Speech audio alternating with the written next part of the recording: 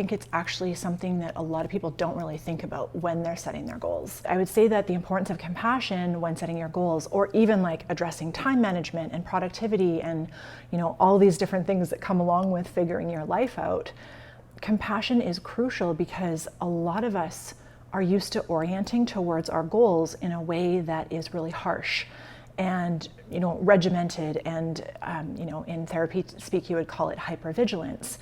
And what recent studies are showing, and certainly what I've learned both with myself and with my clients and of course friends and just generally people who, I'm obsessed with this stuff, so I talk about it all the time, but when you orient towards your goals in a way that is like rigid and like I have to do this, a lot of the time that urgency is rooted in past conditioning. For example, I live here in Baja, Mexico, and there are so many people who are on a spiritual journey.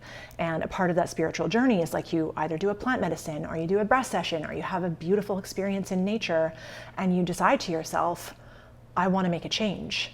And a lot more of us are having these thoughts. And because of that, I think a lot of people are really exploring spirituality and evolving as humans.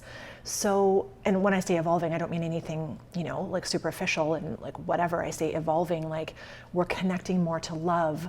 We are more wanting to do things that are good for the world. We want to really connect with other people.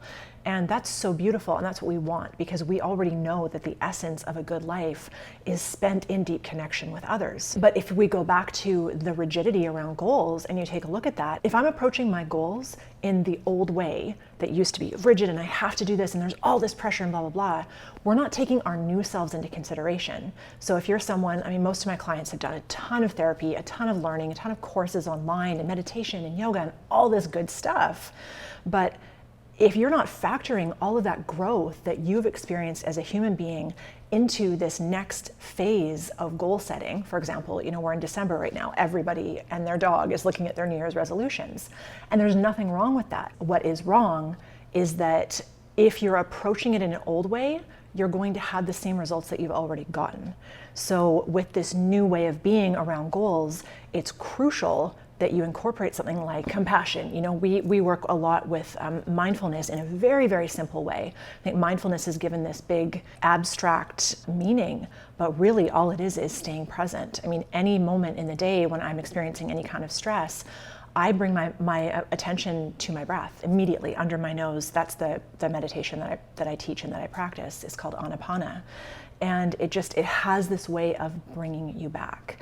So that's really what we're trying to do, is teach people, sure, like set the goals and set the plans and do all the thing, but go about it in a way that is kind to yourself and in a way that you can continue coming back to this person that has evolved and that is having more care in their heart for other people and a deep need and want to do really good things in the world. So that's what I would say would be the importance of compassion when it comes to goal setting.